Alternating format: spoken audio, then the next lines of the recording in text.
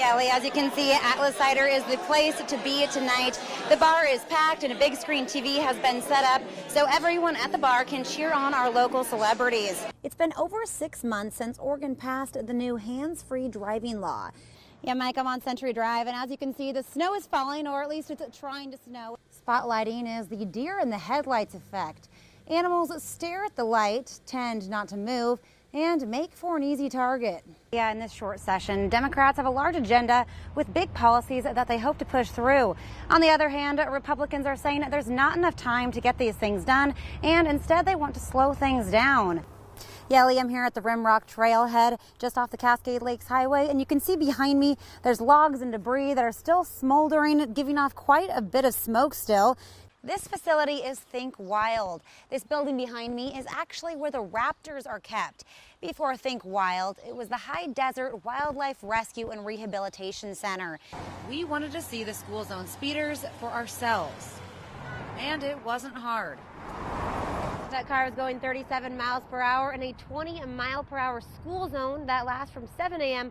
to 5 p.m., all while kids play right here. This tree we're in right now is about 15 minutes outside of Bend. It's a ponderosa pine. It's about 100 feet tall and 150 years old. I'm at a farm in Culver, and this field behind me is grass seed. This whole farm's about 800 acres, but this one needs about 3 to 4 more weeks of watering. But that might not be possible with so much up in the air.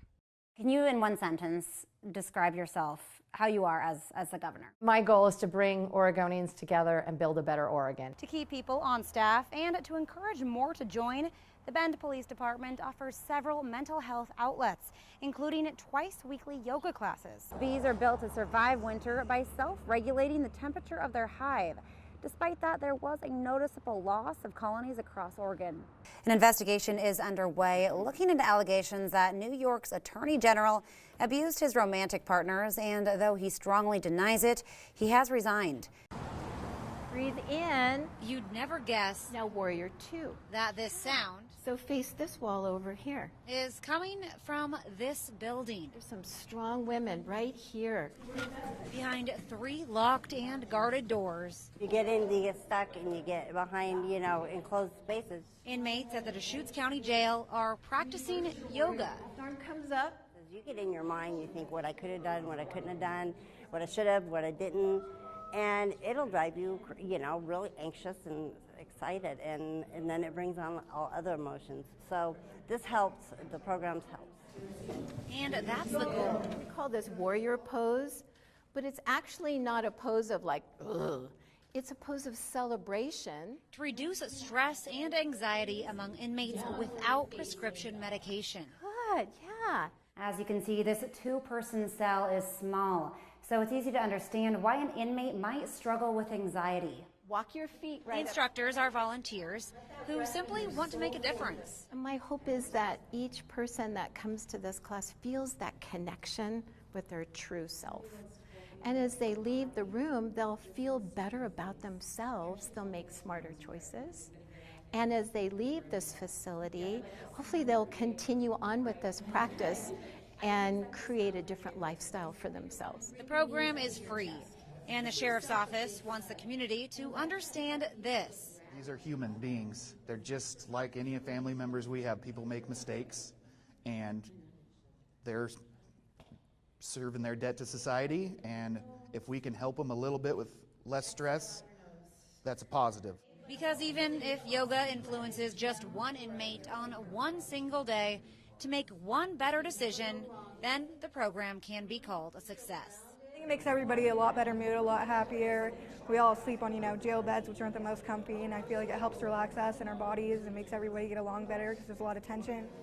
And with that kind of reaction after just one class, it just might.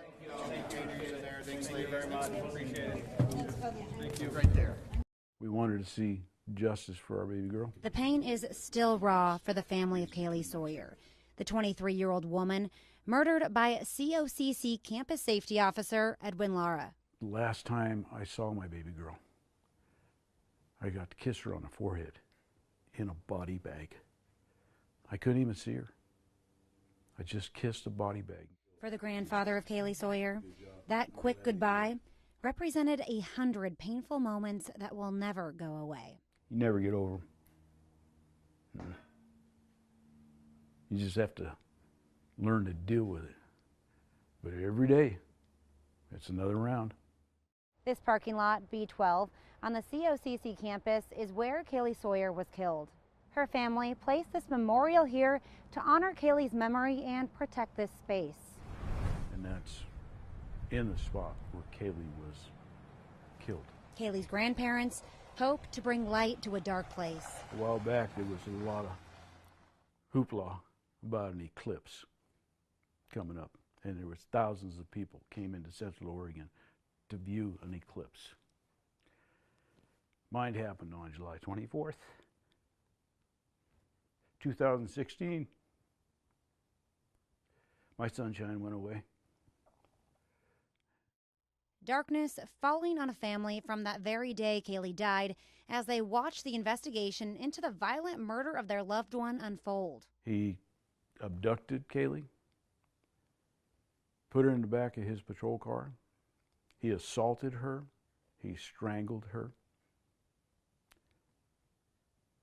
He choked her out. And while she was unconscious and in the process of dying, he raped and sodomized her. And then he caved her head in with a boulder, not just a rock, a boulder. Edwin Lara pleaded guilty to aggravated murder and robbery. Robbery kind of fits because he robbed Kaylee of so much. Her life, her future. And because of that stolen life. Something I'd like to speak to whoever's willing to listen. Jim Walden will not answer to Edwin Lara's plea to be heard. Forgiveness is God's job or the devil's job. I would just like to arrange the meeting. That's not going to happen. Forgiveness is not in my heart for him. Not even a word in my vocabulary for him. They're not fancy, but they're functional. Like somebody just decided that they all needed one and just dropped them off in the middle of the night one night because they weren't here one day and they were the next. It was just like, oh, that's weird. Chairs, wooden and plastic, zip-tied to bus stops along 27th Street, offering tired travelers a spot to sit down. Somebody's been nice enough to put some seats there, so if you have to sit and wait for the bus, you can actually sit down and relax. Who that somebody is, we're trying to piece together. This chair is an unofficial addition to this bus stop, and I spoke with Cascades East Transit. They said this is not their doing, nor do they encourage it. But there are people who appreciate the seats. This is a popular bus stop, a very popular bus stop. And would like to see even more. Yeah, I mean, because the grocery store's right there, so people doing their grocery shopping, you'd think that they'd have like a seating area to sit down with all of your bags. So, whether the chairs stay or the chairs go. I feel like I'm going to be on the lookout for the chaired bandit, whoever keeps bringing chairs and putting them at the bus stop. For now, the mystery will remain. It's a good time of year. I guess people are trying to spread the Christmas joy and do something nice for somebody else. Offering riders a chance to take a rest and catch their breath. In Bend, Laurenmelink, News Channel 21.